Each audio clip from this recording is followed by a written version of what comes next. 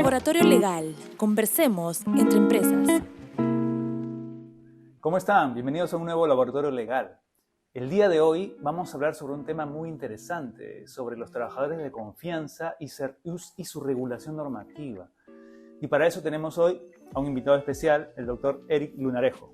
¿Qué tal, doctor? Muy buenas tardes. Eric Lunarejo es abogado, es miembro de la firma Quimecha Abogados y con ella ha tenido algunos casos sobre justamente estos temas muy interesantes, los trabajadores de confianza. Con él vamos a hablar y discutir algunos puntos para tener en cuenta si es que nos encontramos en un caso similar. Eric, ¿cómo estás?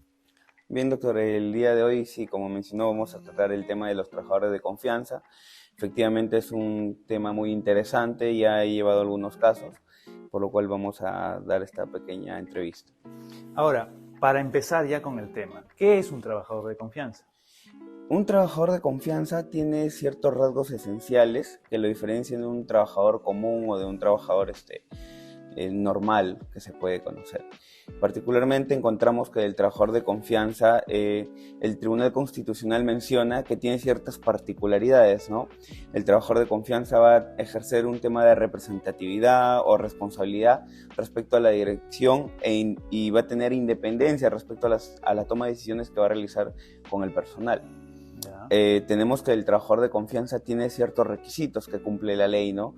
Lo encontramos esto en el Decreto Supremo 003-97-TR, que menciona que los trabajadores de confianza tienen lo siguiente: tienen que ser tienen que tener acceso a información privilegiada.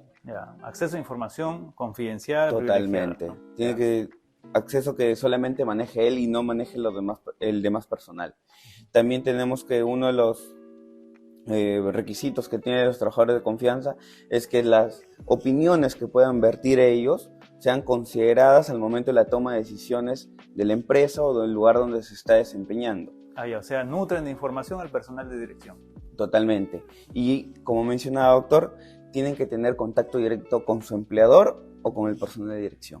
Esos son los requisitos que tiene el trabajador de confianza. Obviamente hay otros requisitos más, ¿no? Que por ejemplo podemos encontrar el tema de que en sus boletas o en su contrato se designe que es un trabajador de confianza. Como también hay otro requisito, que el trabajador de confianza no cumple una jornada laboral. Entonces hay requisitos que se tienen que cumplir, porque si no, en este caso podríamos estar ante una de repente desnaturalización del cargo. Ahora, entiendo también que hay requisitos formales, como el tema de que aparezca el nombre en la boleta o de repente un documento donde diga que es trabajador de confianza, y otros sustanciales que justamente está relacionada a la naturaleza misma del puesto, como tú dices, acceso a información privilegiada, contacto directo y que sus opiniones sirvan para la toma de decisiones, ¿no? Totalmente. Ahora, háblanos más de estas características, o sea, cómo en el derecho laboral nosotros nos regimos por el tema de la primacía de la realidad. Hay muchos puestos que se designan como personal de confianza, pero que de repente en la realidad no lo son. Justamente hay una casación, la casación 111-97-2002, en el cual menciona de que la primacía de la realidad es uno de los principios basilares del derecho del trabajo, ¿no? Es un principio muy primordial. ¿En qué sentido? Que ese principio se va a aplicar a ciertas situaciones, porque puede ser que haya situaciones fraudulentas dentro del cargo de confianza. ¿Cómo así?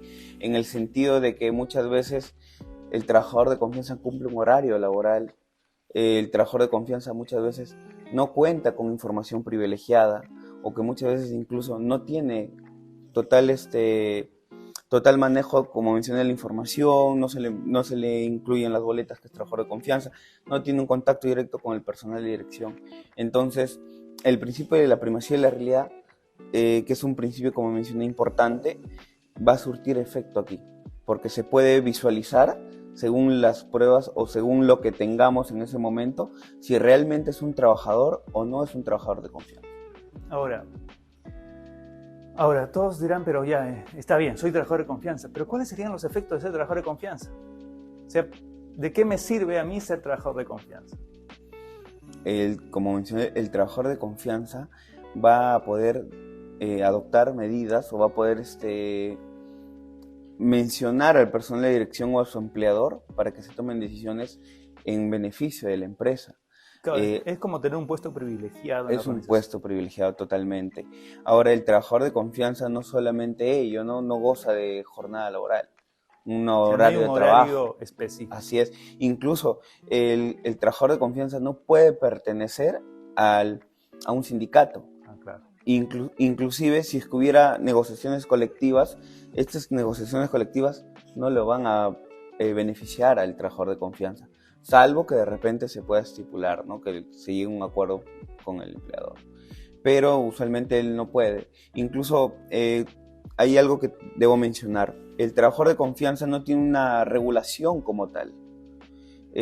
Como podemos ver en la legislación española, ellos sí tienen una regulación especial, mientras que aquí en Perú el trabajador de confianza tiene...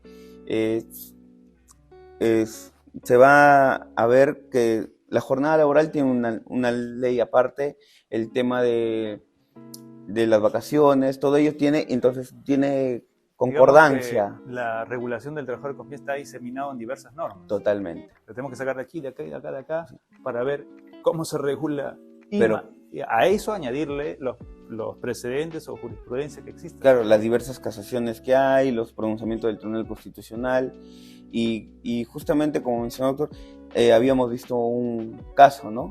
En el cual el trabajador sí tenía un cargo dentro de la empresa, pero ¿qué pasaba con este trabajador? No cumplía los requisitos para que sea denominado trabajador de confianza. De tal manera que cuando un trabajador no cumple los requisitos, como mencioné, estaríamos ante una contratación fraudulenta o se le estaría sacando la vuelta a la norma, como se puede decir, ¿no? Se le puede de esa manera y ya no cumple el perfil. ¿Qué había pasado con este caso? Justamente aquí el estudio, que el trabajador no había emitido ciertas opinioes que nunca fue considerada, nunca fueron consideradas. No tomaban en cuenta no se tomaron en cuenta sus opiniones. Adicional a ello, él nunca tuvo acceso a información privilegiada. Toda la información que él tenía, inclusive de costos, de la realización del proyecto que estaba viéndose, era a través de correos masivos. Eso no es información privilegiada. Ya. Entonces, nosotros desnaturalizamos el tema del cargo de confianza, porque él sería un trabajador común, que si bien es cierto, en papel puede mencionar, en el contrato puede mencionar que es un trabajador de confianza, sin embargo en la práctica no es así. Y ahí es donde se aplicaría el principio de la supremacía de la realidad. Justamente como mencioné en la casación que había mencionado anteriormente, en esa casación se desarrolla todo esto sobre los requisitos, que los 3 requisitos tienen que ir de la mano. No solamente puede ser uno, sino ya se desnaturaliza totalmente. Concurrente los requisitos. Así es. Ahora, ¿un trabajador de confianza tiene protección frente al despido? No. Sí, hay que aclarar algo, ¿no? El trabajador de confianza está sujeto a periodo de prueba, que puede ser 6 meses. Pero el trabajador de confianza, una vez culminado su periodo de prueba, solamente con el hecho de que el empleador le quite la confianza, automáticamente se estaría... Pero no es el caso porque... No es el caso en el caso de que el trabajador empieza como un trabajador común y luego, posteriormente, es un trabajador de confianza. Ah, ya, esa es otra situación. Es una situación jurídica muy diferente. Estamos hablando de 2 situaciones. Una es cuando el trabajador es contratado de manera directa, desde el primer día de trabajo, como trabajador de confianza, en un puesto realmente de confianza. Y otra es cuando el trabajador estaba en un puesto que no era de confianza y es promovido hacia un puesto de confianza. Así es. Y de ahí se le quita la confianza. Si se le quita la confianza, regresaría a su puesto anterior, totalmente. Y si es que no regresaría, estaríamos ante una figura del despido. Ahora, ese sería indemnizable. Si es que, claro, si es que empezó como trabajador común, no de confianza, pasa a trabajador de confianza y le retiran la confianza, regresa. No termina la relación, sino que regresa a su puesto anterior. En el segundo caso, el trabajador que fue designado de confianza desde el inicio y le quitan la confianza, ahí sí se rompe la relación. Sí, ya se rompe el vínculo. Sin derecho a indemnización alguna. Así es. Okay. Esa es la posición actual. Y en el caso que mencionabas, estás aplicando jurisprudencia, ¿no? Ver si los 3 requisitos son concurrentes. me dices que no están... ¿Qué requisitos de los tres? Los tres que me mencionaste es, uno, el tema de que tiene acceso a información privilegiada. Segundo, tiene tiene contacto directo con personal de dirección o el empleado. Y tercero, que sus opiniones son tomadas en cuenta en la toma de decisiones. ¿Con cuál de los tres no coincidía en el caso? El señor no tenía acceso a información privilegiada. Ya. Ese es uno de los primeros requisitos que no cumplía. El segundo requisito que no cumplía era que ninguna opinión que él mencionó al personal de dirección fue adoptada. Y ahora, fuera de esos tres requisitos, tenemos lo siguiente, ¿no? Que como sabemos no cumple un horario laboral. Sin embargo, él sí cumplió un horario laboral, porque su puesto era en una ciudad diferente a donde estaban las oficinas de la empresa. Ya. De tal manera que, ¿cómo se corrobora? Inclusive ello se puede corroborar con una lista de asistencia o inclusive con un afiche pegado, porque ahí mencionaba, por ejemplo, en el presente caso que le menciono, decía horario laboral para personal foráneo. ¿Qué significa foráneo? Aquel que viene de afuera, una persona que no es de ese lugar, claro, de esa ciudad. Entonces, él cumplía dicho horario.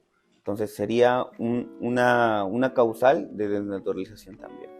Ya, claro, en este caso se desnaturaliza el cargo de confianza y sería un cargo común. Así es. Y si es cargo común, el rompimiento del vínculo no debió sustentarse únicamente en el retiro de confianza, sino debió haber una causa justa de despido por una comisión de falta grave, abandono de trabajo u otra, estipulada por la norma. Totalmente. Y en este caso no hubo una comisión de falta grave. No, simplemente se le notificó que se le retiraba la confianza, pese de que ya igual el trabajador ya tenía casi año y medio trabajando con ellos, ya había superado el periodo de prueba.